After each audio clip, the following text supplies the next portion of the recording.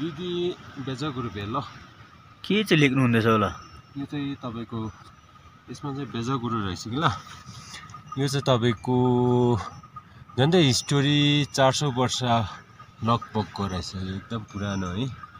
जुन चाहिँ युक्सुममा युक्मुन सामको र लमेन चोङसुमको हिस्टोरी छ, त्यो भन्दा अगाडि चाहिँ नेवाला चाहिँ नामखा जिक्मी चाहिँ यहाँ आउनु भएर है, यो सिक्किमको भन्दा पनि भेयुल डेमोजोङको टेन्डलको लागि चाहिँ यो मेन्दाङ पाल्देन लामो खाङ्रीको छेउमा चाहिँ मेन्दाङ भन्ने उहिलेको अब छिटेन स्तुपा भनौँ न है, त्यो रहेछ है।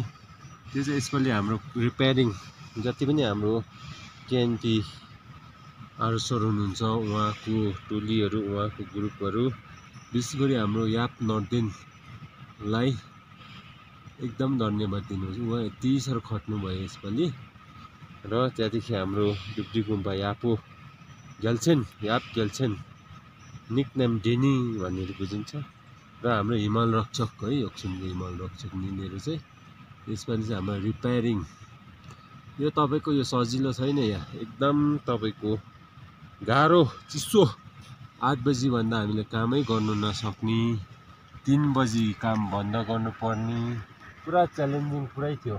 अक्सिजन प्रब्लम हुने, पानीहरू पनि सबै आइस भएर जम्मिने, यस्तो जग्गामा चाहिँ हामी इतिहासको भनेर चाहिँ एकदम पुरानो इतिहास रहेछ भने चाहिँ लागि परेर सबै कामहरू ट्रेकिङहरू छोडेर चाहिँ यसमा फाइदा सोच्छ होला धेरैजनालाई है। यसमा फाइदा केही छैन। यो जुन चाहिँ हाम्रो अब केएनटीमा तपाईँको अलरेडी नेचुरल र कल्चर भन्छ नि, नेचुरल त हाम्रोमा छँदै छ हो, कल्चरमा चाहिँ यिनीहरू आउँछ है ल। एकदम इतिहास पुरानो, अझ त्योभन्दा अगाडिको धुइराप गेपा 8th सेन्चुरीको गुरुपेटमा सम्भावाको हिस्टोरी सुन्नुभयो भने अझै एकदम पुरानो। अब 8th सेन्चुरीको जब गुरु ऋषिले यहाँ पाल्देन लामोसँग चाहिँ बातचित गरेको जग्गा भनेर लामुने भनेर बुझिँदछ। तर अहिले चाहिँ यसलाई चाहिँ अलिकति चेन्ज गरेर लामुने भनिँदछ। खासै लाम्ने भनेर अर्थ दुई प्रकारको नामले बुझिँदछ अर्थहरू। यसमा चाहिँ पुरा माने बेजा गुरु यस्तो पुरानो पुरा। यसलाई चाहिँ हामी रिपेयरिङ चाहिँ यसपालि 2024को दिनमा चाहिँ हामीले रिपेयरिङ गर्न सक्यो।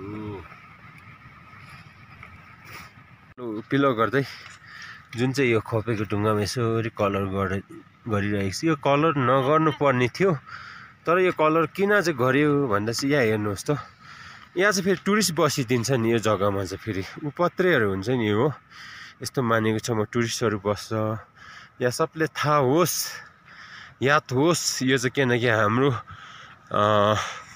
कल्चर भनौँ न है, त्यसको लागि चाहिँ हामी एकता भएर यसलाई जोगाउनु पर्ने चाहिँ यो धेरै डुब्डी गुम्बा याप डेनीले लेख्नु हुँदैछ है। यसमा अलिकति पेन्टिङ गर्नु हुँदैछ। यसरी अलिकति जग्गा जग्गा मात्रै गर्ने, पुरै गर्नु त रङै सर्दैन चिसोले गर्दा हो। ओम माने पितमे हुङ भन्ने 6वटा जुन अक्षर छ है, यो चाहिँ तपाईँको फाक्पा चेरेजीको मन्त्र भन्छ है, अवाती लोकी सर्याको मन्त्र।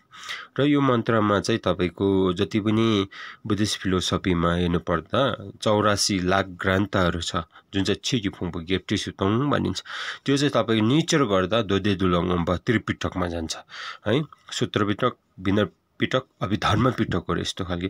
र त्यहाँबाट पनि निकालेको चाहिँ यो 6वटा अक्षर हो। 6वटा अक्षर जप गर्नाले तपाईँको 84 लाख ग्रन्थ हामीले हेरेको पढेको अध्ययन गरेको बराबर हो। 84 लाख ग्रन्थ अध्ययन गर्नु लागि त कतिवटा जुनी काट्नुपर्छ। र यति सजिलो फक्पा चेरेजीको मन्त्र चाहिँ यो हुने कारणले गर्दा एकदम सजिलो, जप गर्दा पनि सजिलो, एकदम छोटकरीमा हुने कारणले गर्दा यति साह्रो फाइदाहरू पाइन्छन् भनिन्छन्। यसमा चाहिँ तपाईँ माने बेजा गुरु, त्यहाँबाट हेपामेकोङाकोहरू है, अझै थुप्रै रहेछ।